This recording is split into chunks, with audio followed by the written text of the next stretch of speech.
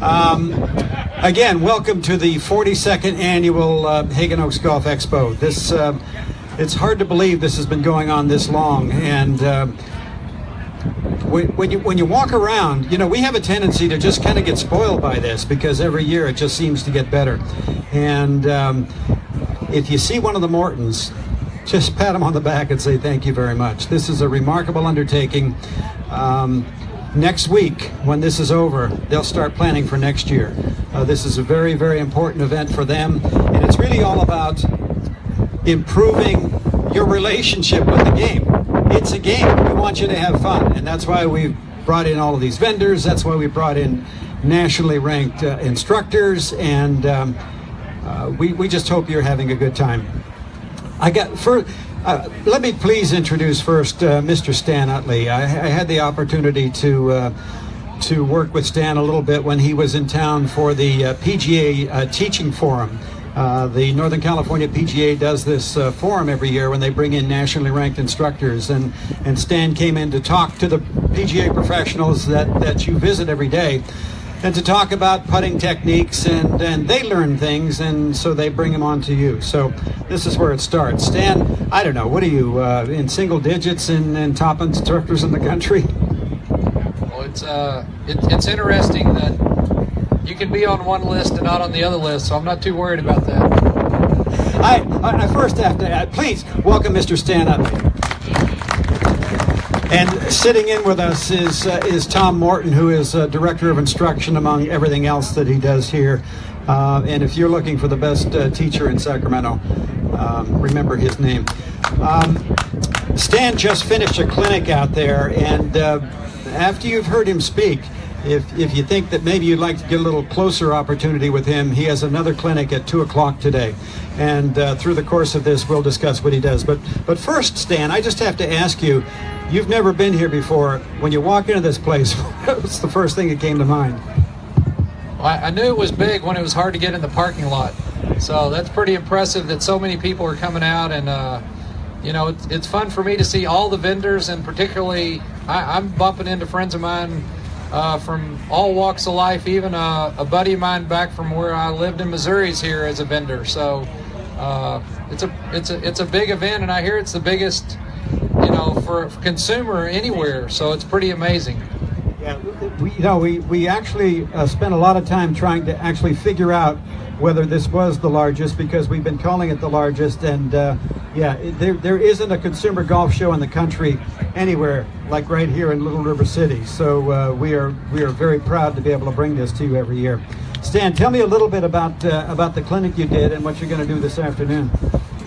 Well, I would say first and foremost, as I've kind of gone from player to teacher and kind of find the why I do what I do, is I feel like I'm a person who's passing on information.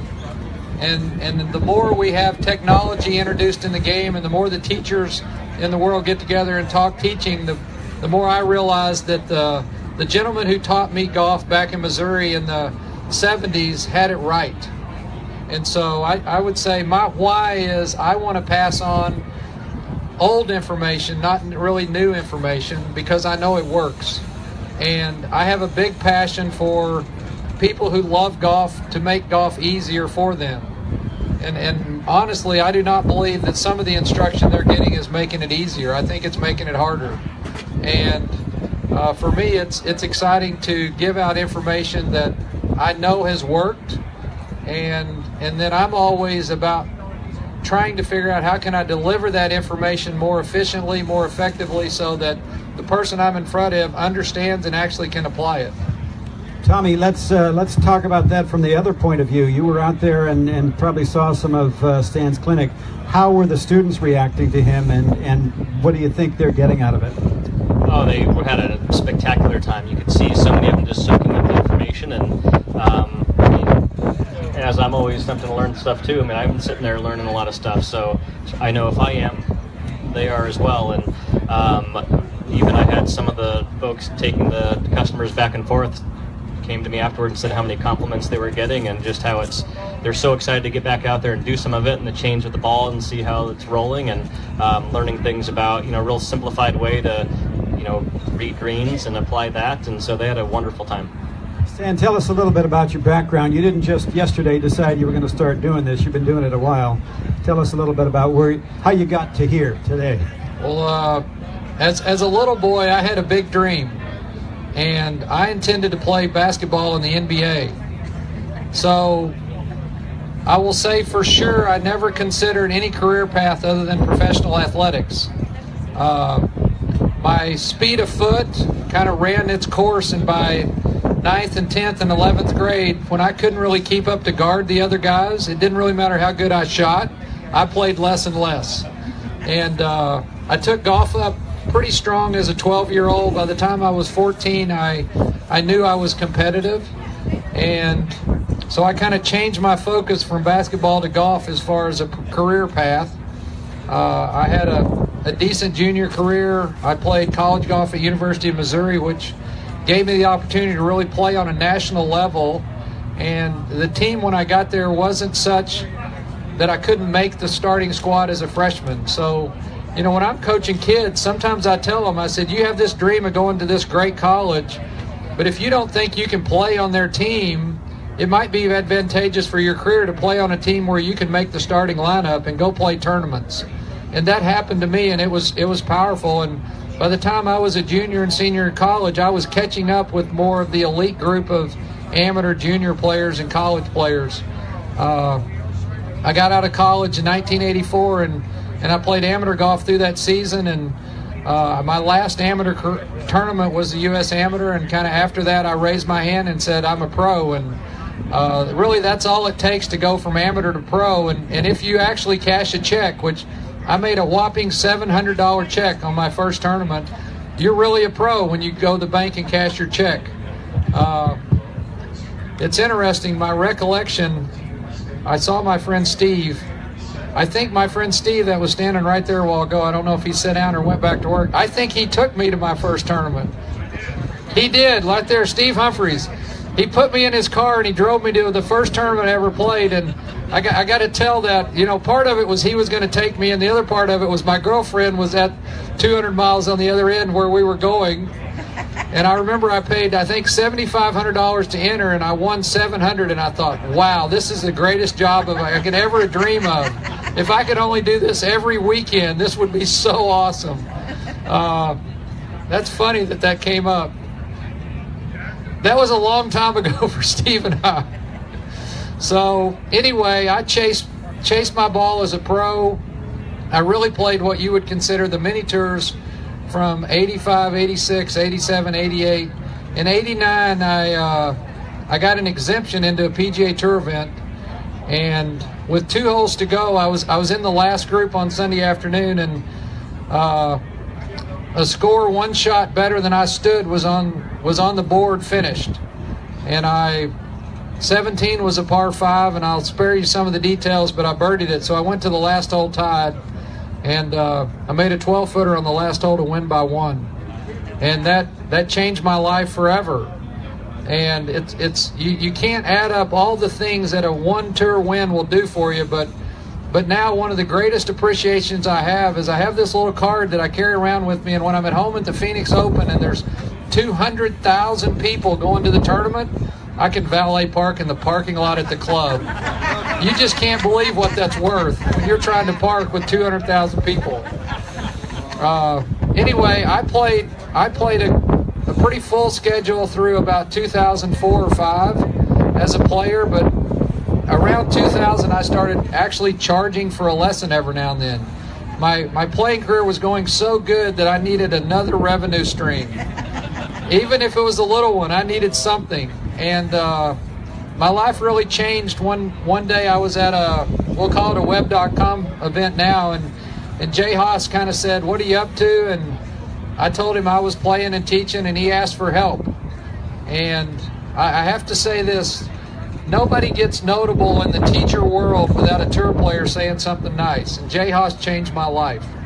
I can't even remember what I told him, but it got better for him, and then it got better for me. And as he played better, his friends became very aggravated that he was went from bad putting to great putting. So they started coming and asking for help. And I had a friend of mine one time set me down at lunch, and he said, "Where do you think you rank as player in the world of golf?" And I thought, I can still play a little bit, maybe 1,200. I don't know. And he said, "Where do you rank as putting teacher?" And whatever answer that was, I quit playing. I'll just say that. And I really didn't mess that up until last summer. Last summer, people say, "Do you still play tournament golf?" I played 6 Champions events last summer, and I loved it. I had a great time. My son caddied for me, but it really made me appreciate being here today and teaching golf. On the other hand, you have a pretty remarkable record. Does that still stand on the PGA Tour? I do have a record that I don't know that you can find my record in the record books, but you got to do this in your head. Do the math, okay? Figure this out. I have the PGA Tour record for the most shots anybody's ever hit from off the green to shoot under par in 9 holes. Steve just choked on a burger. Anybody want to guess? Par was 35, and par was 36, and I shot 1 under. So the real record is I had 6 putts in 9 holes. And I birdied number 9 to shoot 1 under. So can you appreciate how bad you have to play to only shoot 1 under with 6 putts? I mean, you got to really be bad. It was a chipping record, by the way. I holed 2 sand shots that were near impossible and made a 30-footer from off the green with my putter. And let's just say some of the other 1 putts were for doubles. You actually kind of glossed over something earlier, which I think is probably really important for our audience here today, when you said it's probably more important to go to a school and play as opposed to sitting on the bench and watching people play. And I think you can probably relate that to practicing after a lesson as well. There is relevance to, I believe in us trying to get better. And the importance of taking lessons from good teachers is, we need to know their information, but we cannot see ourselves. So when you have somebody helping you, they can observe what may be truth about what you don't feel.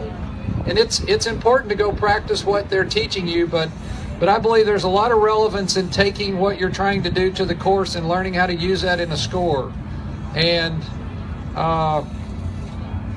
I don't think it's wrong. Anybody ever heard of Paige Sporanic? I know the guys in the audience have. You need to stay off social media, okay? But Paige is a wonderful player of golf, and she was a Olympic level gymnast. And when she got kind of big and had an injury and she changed from gymnastics to golf, she took the same approach to practicing golf that she had to gymnastics. And I got to coach her a bunch when she was 15, 16, 17 years old.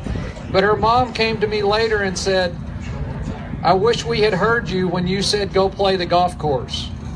Because it took her a while into college to get as good as she should have been, because she spent so much time on the range. She had a beautiful swing. She chipped it awesome.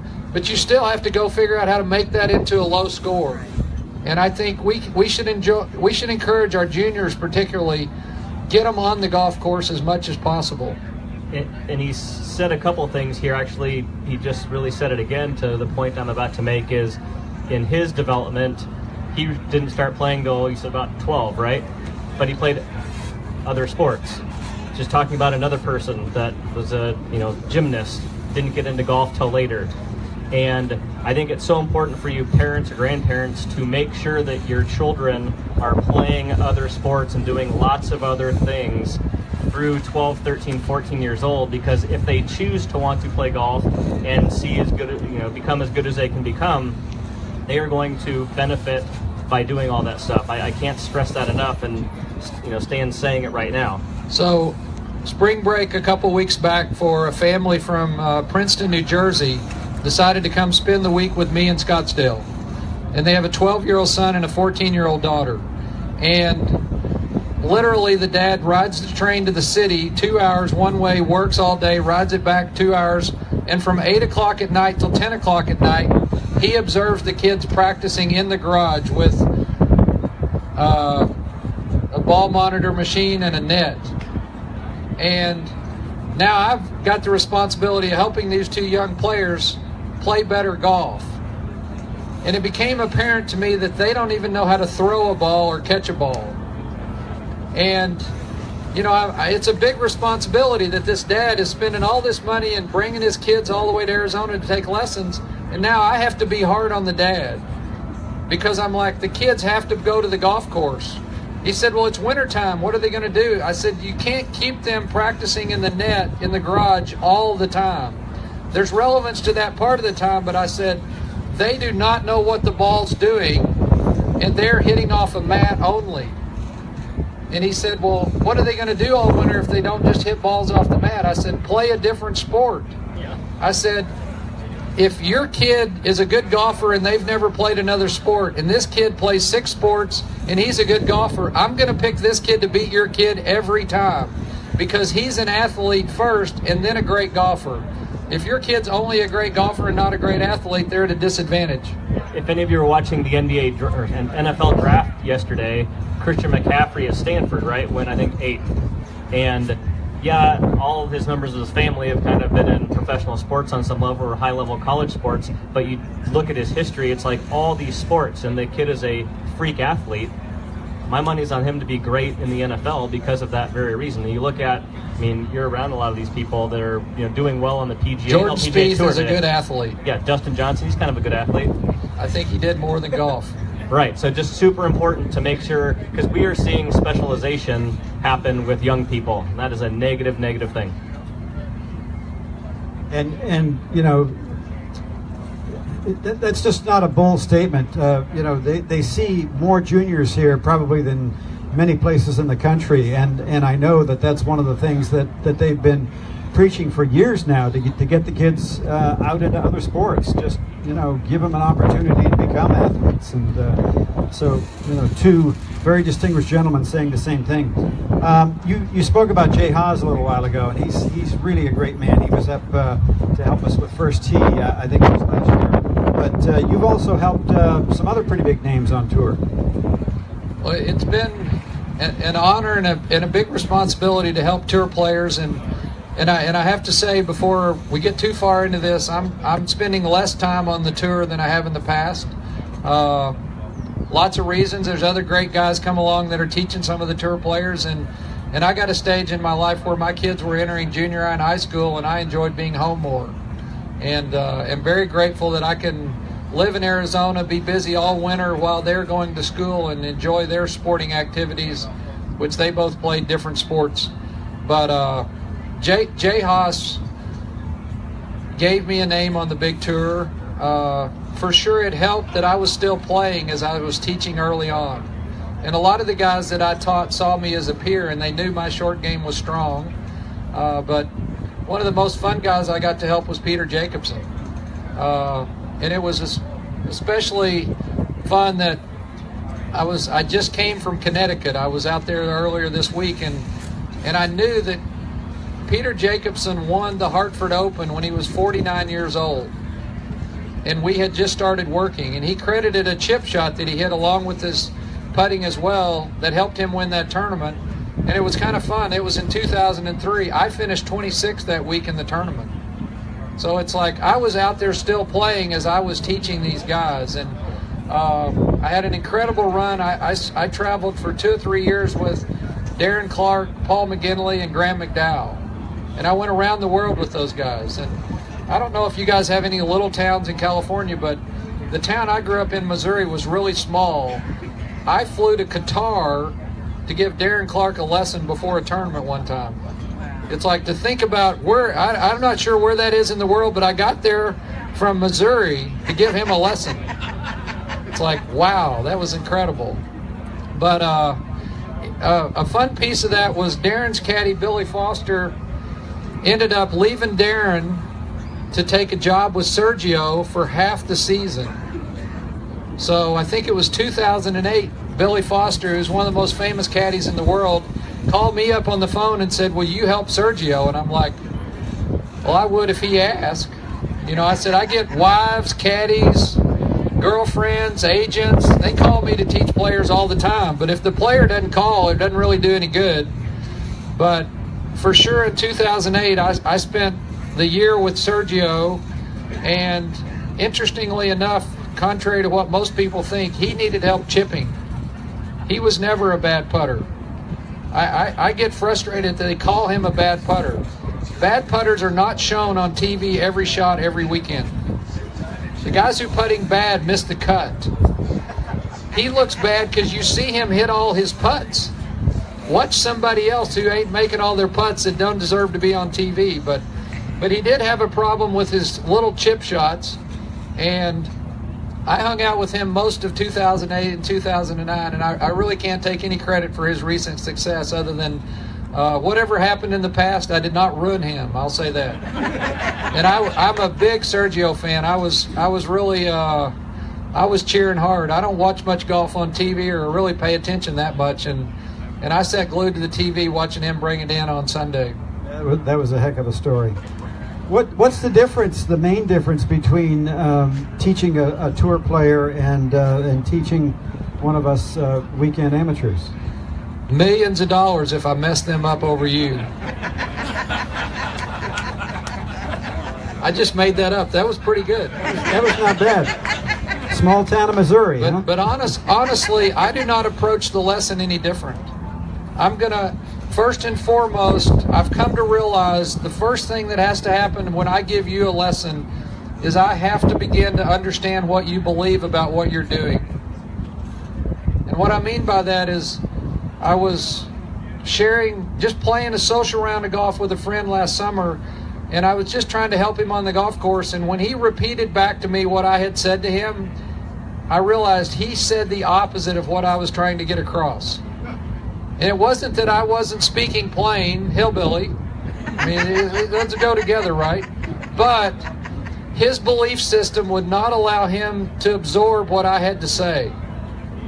So first and foremost, I have to know what my student believes. It doesn't matter whether it's an amateur or a tour player.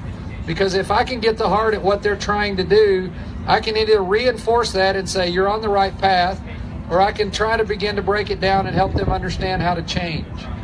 And I'm confident in what my message is because of how I learned as a kid. My message is simple, and it's effective, and it's efficient. Now, the hardest part is not to do it correctly. The hardest part is to do it different. And so the challenge between you and I is to communicate in a way that you get a feel to make a change. And changing is the hard part. Doing it correctly is very easy. And I think it's really important. I mean, I've been fortunate to be around a lot of well-known teachers and whatnot. And what Stan just said about it's important for him to understand what you believe before he can kind of get going and maybe changing something is huge. I mean, and I rarely hear that, but it's such an important thing. I mean, something simple. I mean, I say all the time is, so many people think to make the ball go up in the air, you hit up on it, right? Well, it doesn't matter what you tell them. If that's stuck in here, they're going to do that all the time. So it's just so important for them to what he just said. So I think that's fantastic and simple, but so important. I was at the teaching summit observing and at the PGA show this year, and three gentlemen sat up on the stage like this and shared how do they deal with beginner golfers. Did you see this? Yes. It was one of the most powerful things I've ever seen. They said they've come to believe that the best thing you can do to a beginner golfer is take them on the course day one first thing. Yep. But you give them a driver at wedge length and tell them to move the ball from here to the cup and keep the ball on the ground. And you think about the difference your attitude would be about swinging a club if you thought you were supposed to take a relatively low lofted club and keep it on the ground. How would you approach it, and how would you swing versus you think you're supposed to take it and loft it in the air? So one swing hits down to keep it on the ground, the other thing dives back and swings up, which we know doesn't work. So anyway, that was a powerful message. So what is logical in golf often is going to make you worse. I think what they're saying is kind of real important to focus in on when you go to find your own instructor. The notion of finding an instructor that's listening to you to find out what your needs are and to talk to you in a way that you understand is so much more important than somebody saying, if you take it back like this, your game is going to be great. And I'm not suggesting that that there are some instructors out there like that, but I've had a couple of them. Just find someone that will listen to you, that will talk to you, that will help you focus on. It's interesting that I'm very fortunate to have a high rate. I get to charge a lot for golf lessons. And I structure my lessons in 3-hour sessions. Because most of the people that are arriving in Arizona, they're coming for a family trip, a business trip, or they may just be coming to see me. But typically I give a 3-hour lesson. And sometimes they have no idea how to answer when I say, so what do you want to do? You know, it's like, I have no agenda when you come. My only agenda is to serve you. So you get to direct where we're going with this lesson. That doesn't mean I can't make it up and give it structure, but it's interesting that I think a lot of lessons, the student is told what to do instead of the teacher finding out what they need and then going after that next. We had a situation this morning. We had a reporter from Channel 31 here. And so Tommy was set up to do a lesson with her on air about 9:15, and we found out that she had played mini golf, and that was it. So he just, before he even put the club in her hand, he said, let your hands drop, look how you're... Basically, he went through some things that just said, think about what's going on here, and by the way, everything in golf is opposite. If you want the ball to go in the air, you hit down on it. Now let's start and do a lesson. And I just found that really interesting, the way you started with her. Yeah, because, I mean, as Stan said it, golf is a game of opposites, and I always go back to my favorite television show, Seinfeld, and Costanza. That one episode said, you know, if I just do everything the opposite, it works out well. You know, hi, I'm unemployed and I live with my parents. I'm George, how are you, right? And it's kind of what golf is. It's a game of opposites, and so it's not a logical game until you start really diving in, and that's really why I like, you know, what Stan does a lot, because he approaches it from that way, but then he gets you to understand what the logic is and why it probably should be this way because of, you know, geometry and kind of physics and how things, you know, need to be. So he has kind of that really nice dichotomy of those two different things. So I really appreciate that about what you do. You know, the way you talk about I'm not here, I have no agenda, we need to take the lead. We are so used to walking in with the doctor, with the golf instructor, with whatever. This is what I got. Fix me, and your will go from there.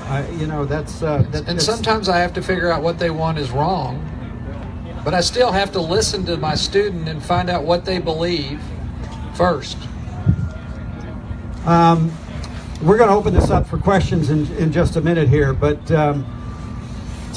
tell me about the worst case scenario you ever had and what you were able to do with that student. That's easy.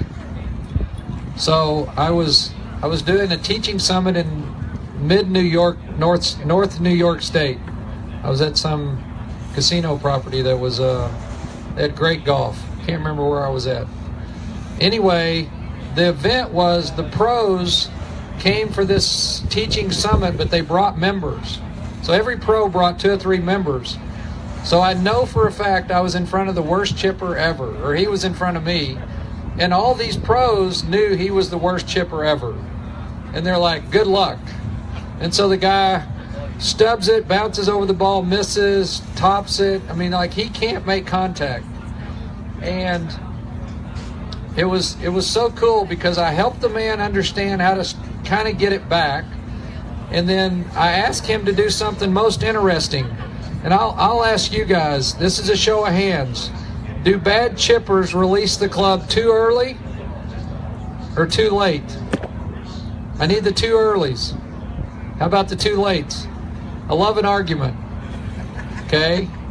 Let's just get it straight. It's always too late. Okay? So, do you notice every bad chipper goes like this on the downswing? If you dive down a foot and you release too early, you hit this far behind it.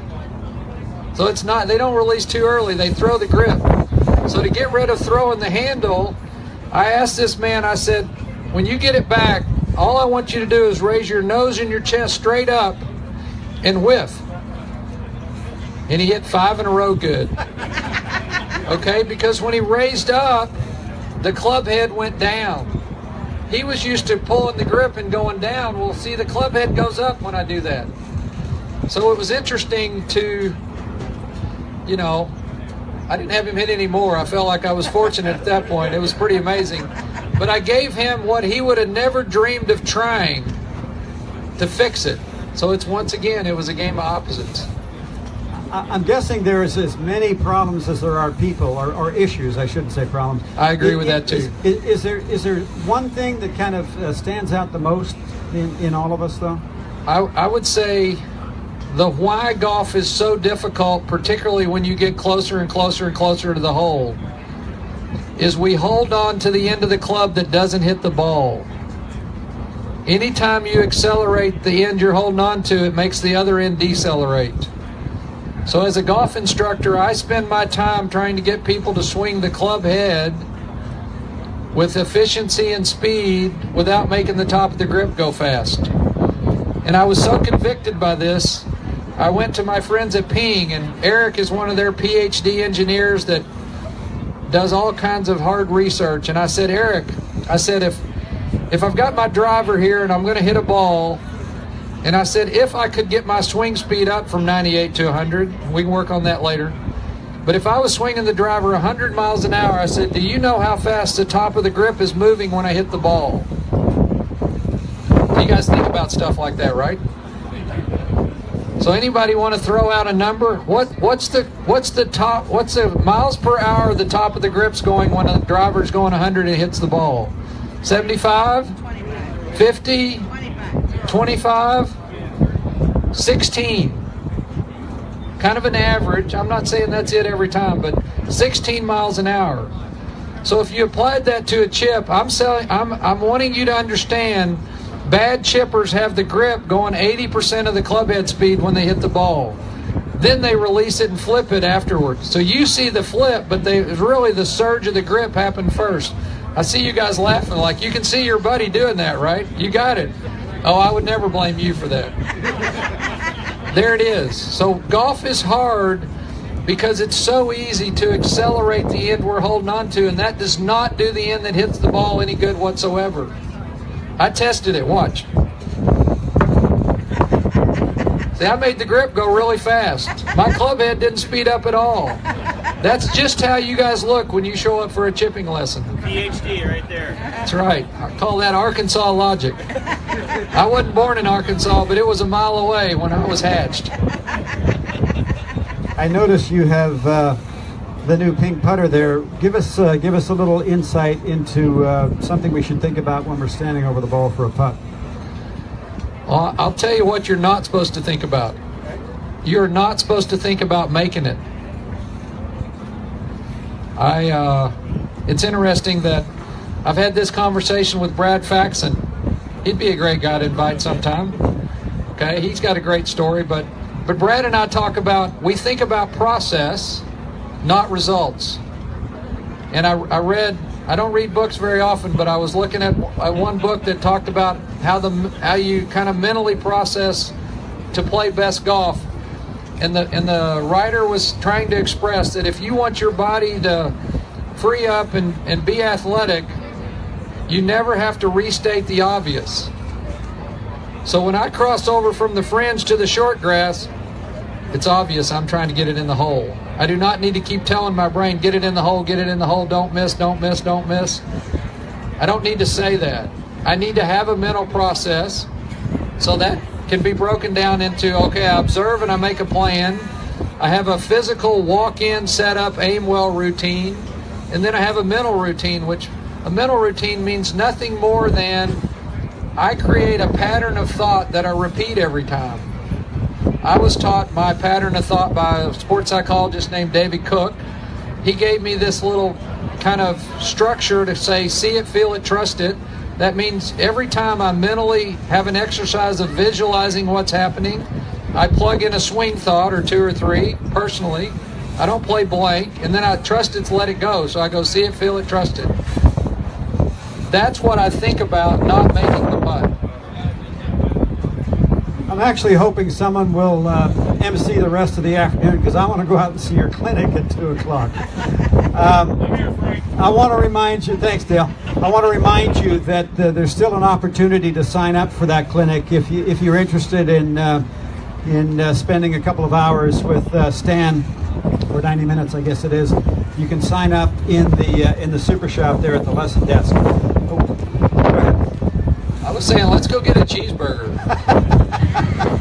You're going to let them ask questions. I'm about to let them ask questions. I'm only going to get. I hate to do this, but it is time for him to eat before he gets back to work. So I'm going to ask for 3 questions.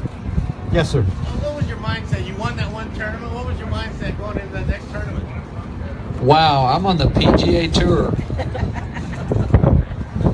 It was really crazy that I won on a Sunday. I was not a tour member, and the next week I'm like, where is the tournament? And it was in Milwaukee, and somehow I got there, and I teed it up, and I played pretty good that week too. But in the crazy thing, I not only went from mini tour player to on tour, I was paired in the winners category. So now I'm playing with Faldo and Nick Price and Mark O'Meara, and like I'm getting the good draws.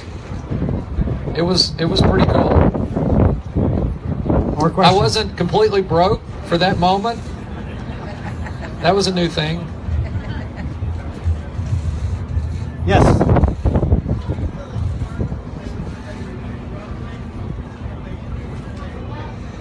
It's more distracting to play with somebody who's playing poorly. And one more. You kind of, and to address that, sometimes you play with somebody that's hot, they kind of drag you into playing good. That happened to me last fall. I went to Monday qualify for the Seattle event on the Champions Tour, and John Inman was rocking and rolling, and it's just kind of like I caught his tailspin. And it was funny that I birdied and he bogeyed 17, and to show you how hard it is on that tour, I went to 6 under and he went from 6 back to 5. And we finished, and there were only 4 spots. And I got the last spot, and he had to go home after shooting 5 under. I mean, what a tour. They play for 4 spots. I shoot 6 under. There was an 8 and 2 sevens, and the 5 went home. See you later. Come back, try next week. But thanks for the tail drag there. Tommy, I'm going to let you ask that last question based on what you saw out there this morning and what people expect this afternoon. Well, you know, I guess a simple question is there's a ton of information out there for all of them to look at. What's your suggestion in terms of them being able to sift through some of that, or because clearly all that's not all for them. What would be your biggest tip for them in order to help themselves with all that information that is out there? Go get a lesson from somebody you trust. That's the answer. Because if you read 8 different Golf Digest articles and Golf Magazine articles, and they all contradict each other, and you try all 6 or try all 8 ideas, you're going to be confused. You have to find somebody you can trust and believe in them. And to the extent, I think even the tour players, sometimes they don't even study their own video. Like, their job is to play, and they entrusted what they do with their teacher and their coach. And I've heard great coaches say, when the player's going good and he's on a hot streak and they see his swing isn't real good, they don't bother it. They wait till he comes off the hot streak. You know, so you got to trust your coach. Sometimes he needs to give you some better information. Sometimes he needs to leave you alone. I started the clinic this morning saying, look, if you putt good, you do not need to do what I'm about to say. Right? I don't care whether you do what I say or not. I care that you do well. Now, if you're struggling, you may want to pay attention, or you may want to pay attention just to give it away to somebody else. But if I'm not asking you to change if what you're doing is working, and you have to find a teacher that believes that way. Yeah, I remember speaking with, he's local to Sacramento, John Wood, who caddies now for Matt Kuchar, and I was talking to him, and he said, you know, that really we all don't understand really how good those people are. He said, really the only time they miss golf shots is when they're not committed to what they're doing for the most part. And, you know, it really comes back, I think, to what he's talking about is, you know, commit to something. I like when he was simplifying kind of green reading out there this morning. And at the end of the day, it's really about committing to your line. Sometimes you might choose something wrong, and that's okay, but commit to something and do it. Before the afternoon is over, I will be taking up a collection so I can afford one of these high-priced lessons, and I'm going to come see you in Arizona. Stan, thanks very much. It's Mr. Stan Utley and Tom Morton.